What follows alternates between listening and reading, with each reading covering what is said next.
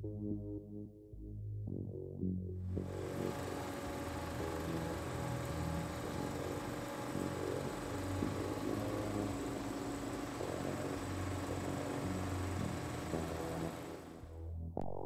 tomto videu se budu věnovat první polovině 90. let v Albánii.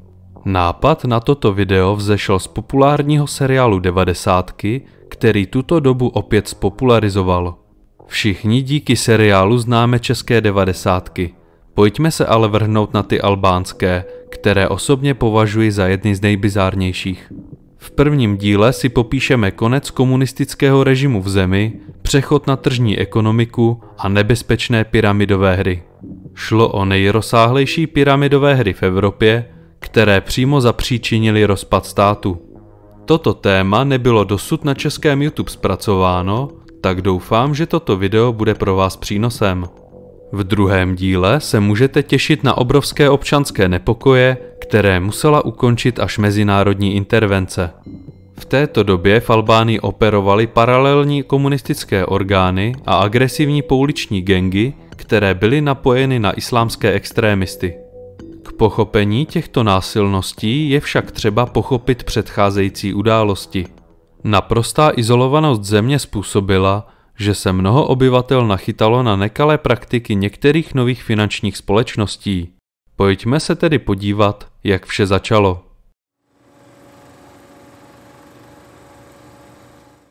Nejdříve si stručně povíme něco o tomto zvláštním komunistickém režimu. Během druhé světové války byla Albánie obsazena italskými vojsky a na jejím území byl vyhlášen protektorát. V roce 1943 po kapitulaci Itálie přešla správa nad Albánií pod Německo a byla obnovena monarchie. V této době zde již operovali komunističtí partizáni pod vedením charismatického Envera Hodži. Tato partizánská skupina vytvářela paralelní státní orgány, které měly po válce vystoupit z ilegality a ovládnout celou zemi. Pod nátlakem komunistických partizánských velitelů byla založena antifašistická národní fronta, která se stala zákonodárným orgánem Nové Albánie. Pod tuto frontu byly následně začleněny i menší nekomunistické odbojové skupiny. V roce 1946 byla zrušena monarchie a novou ústavou byla založena Lidová republika. Tu už plně ovládala albánská strana práce pod tvrdým vedením Envera Hodži. Byla zakázána víra a stát se deklaroval jako čistě ateistický. Jakékoliv podnikání bylo ihned zničeno, ať už šlo o průmysl nebo drobné živnostníky. A veškeré dění ve státě hlídala tajná policie Sigurimi, oficiálně ředitelství státní bezpečnosti.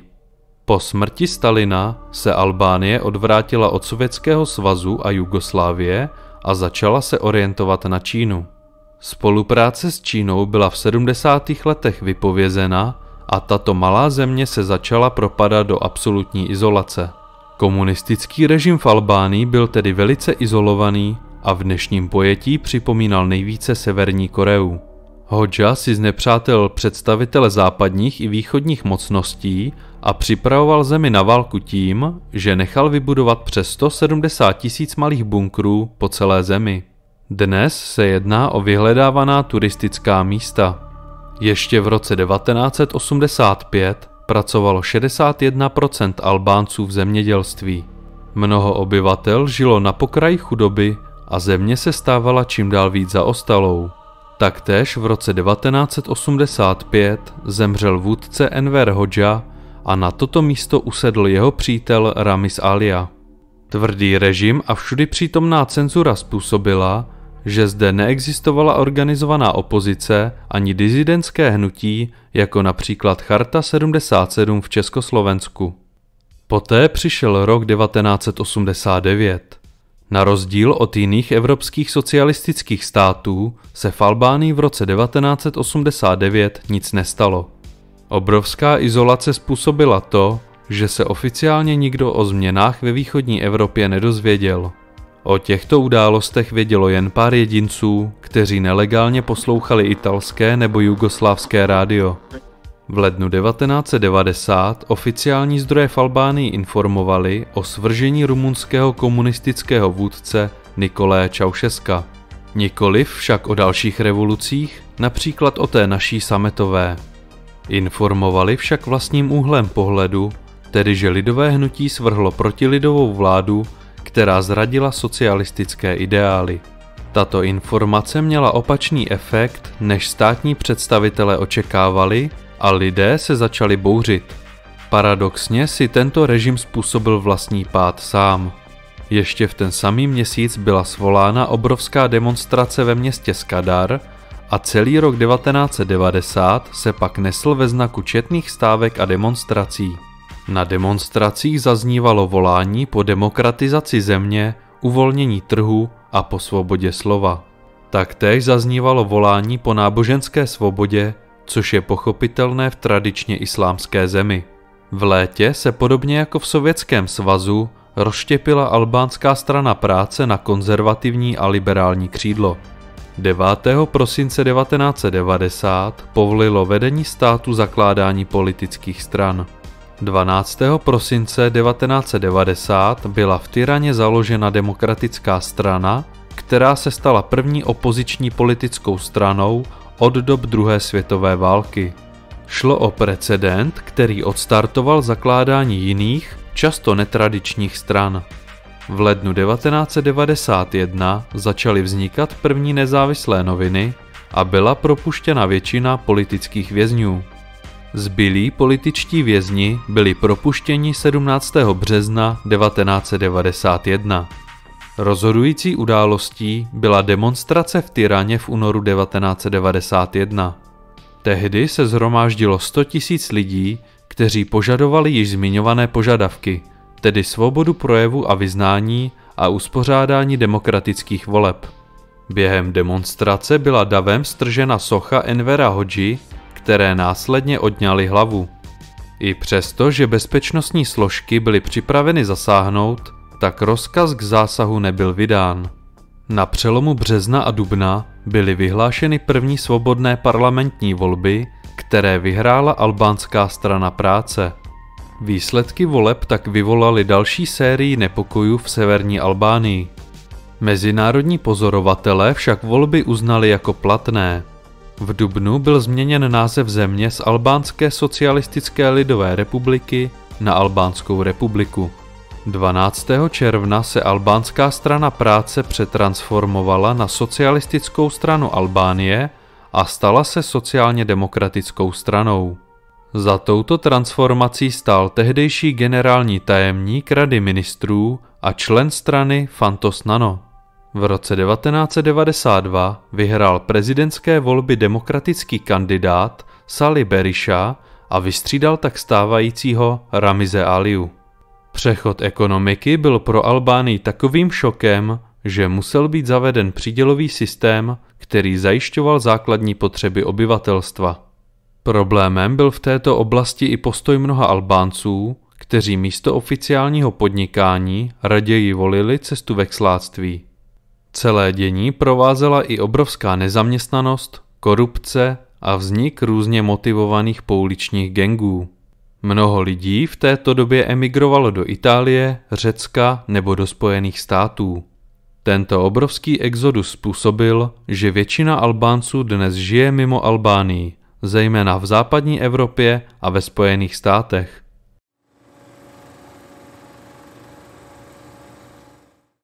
Albánskou společnost čekalo spoustu nových výzev, na které nebyla připravena. Většina obyvatelstva nikdy nezažila nic jiného než práci ve státních podnicích a absolutní izolovanost od okolního světa. Najednou byli tito lidé nuceni se o sebe postarat sami, na což nebyli zvyklí. A této situace začali využívat všemožní podvodníci. Na nový finanční trh přišlo mnoho nových firem, které slibovaly neuvěřitelně vysoké úrokové sazby a výnosy měly být vypláceny v neuvěřitelně krátkých termínech. Obrovský problém byl, že nový finanční trh nebyl nijak regulovaný. Tehdejší zákonodárci prakticky vůbec nereagovali na novou dobu a většina zákonů vůbec nekorespondovala s potřebami tržní společnosti. Tímto fenoménem nebyla postižena pouze Albánie, ale prakticky všechny postkomunistické země, včetně Československa. Ale pouze v Albánii to došlo do monstrózních rozměrů. Celé toto schéma spočívá v tom, že nově příchozí investoři musí složit vstupní poplatek a za určitou dobu je jim vyplácen zisk. Tento zisk však nepramení z obchodní činnosti společnosti, ale z poplatků později příchozích investorů.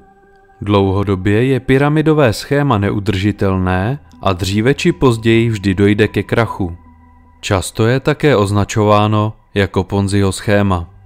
Pokud by vás zajímalo více o vzniku této nekalé praktiky, tak se určitě podívejte na mé dřívější video o Charlesu Ponzim, podle kterého se celé schéma nazývá. Odkaz naleznete v popisku videa. První pyramidové hry se objevily přibližně v roce 1992 a dělily se na dva druhy. Prvním druhem byly firmy, jejichž činnost se omezovala pouze na pyramidové schéma, zatímco jiné firmy se věnovaly jiné činnosti a pyramida pro ně byla jakýmsi přivýdělkem. První takovou firmu založila nevzdělaná dělnice z továrny na boty Maksude Kadena, přezdívaná Sudia. Firmu pojmenovala po sobě tedy Sudia. Při následném krachu měla dle účetních záznamů 12 991 klientů. Další zajímavou firmou byla Jalica, kterou si založili 3 bývalí příslušníci státní bezpečnosti. Její následný krach způsobil násilné protesty ve Vlóře, které vedly až k vypuknutí celostátních nepokojů. Nejvýznamnější firmou ze všech byla Vefa Holding, ta spadala již do druhé kategorie. Byla založena v roce 1994 a její jednatel byl jistý Vehbi Ali Mucha. Vefa ihned po založení investovala do čerpacích stanic, hotelů, luxusních obchodů, výrobních podniků a mnoha dalších odvětví. Tím, že firma měla i legální příjmy, tak později přečkala první hromadný krach v roce 1996 a zhroutila se až v roce 1998. Co se týče objemu investic a počtu klientů, tak šlo o největší albánskou pyramidovou firmu. Mezi další méně významné firmy patřily Cenay, Cambery nebo Beno.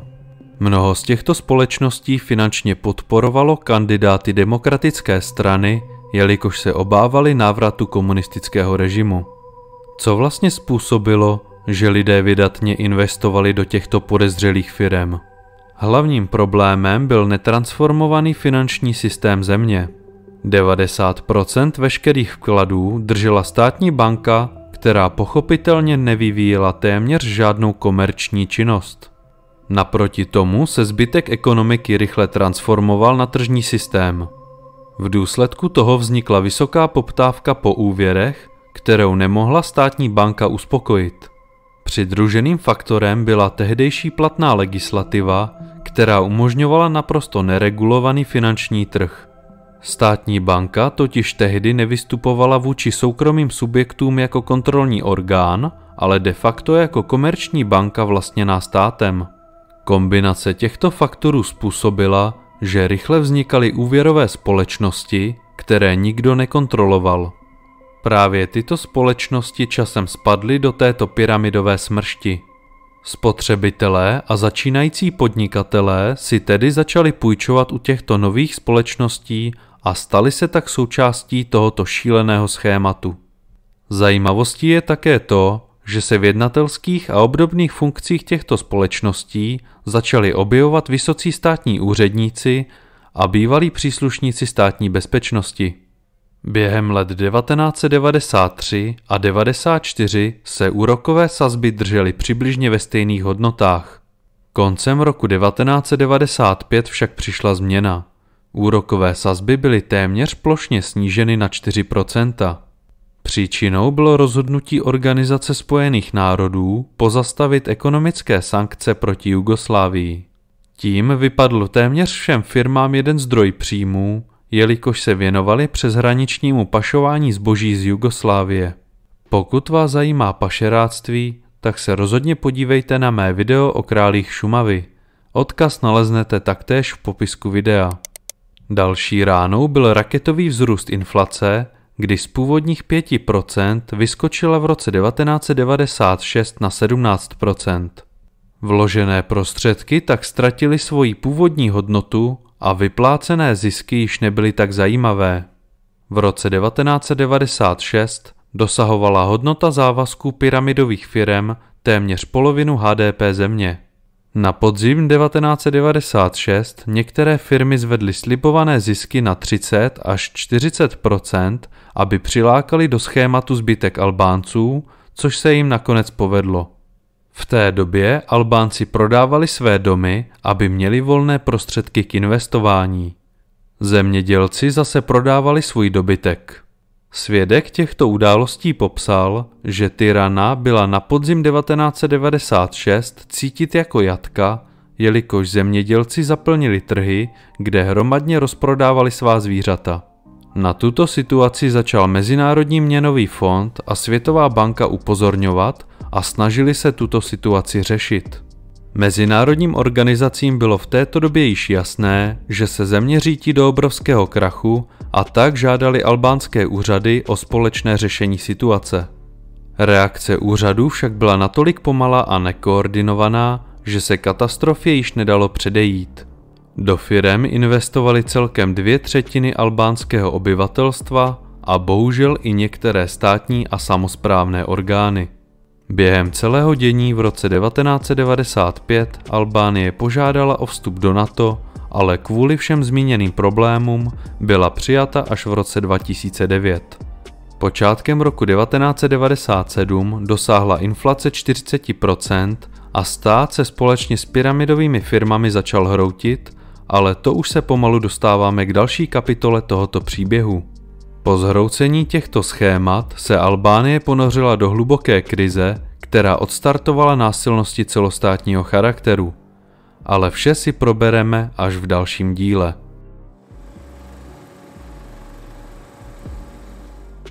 Jak se vám tento příběh líbil? Přišel vám zajímavý? Napište mi prosím svůj názor do komentářů. Napište mi také, jestli se podíváte i na druhý díl. Pokud bude toto téma úspěšné, tak bych rád vytvořil sérii videí o 90kách i v jiných postkomunistických zemích. Právě jste viděli cenzurovanou verzi pro YouTube. Pokud máte zájem sledovat má videa bez reklam, bez cenzury, mít možnost hovořit s tvůrcem a mít přístup k veškerému bonusovému obsahu, tak mě odebírejte na platformě Hero Hero. Odkaz naleznete v popisku videa. Děkuji vám za sledování mého videa. Doufám, že jste se dozvěděli opět něco nového a pokud se vám moje tvorba líbí, tak mi tam hoďte odběr.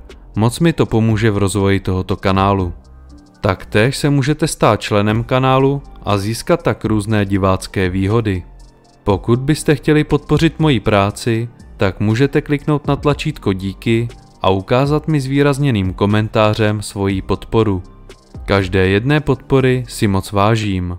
V neposlední řadě děkuji všem členům tohoto kanálu, kteří mi svojí podporou velice pomáhají.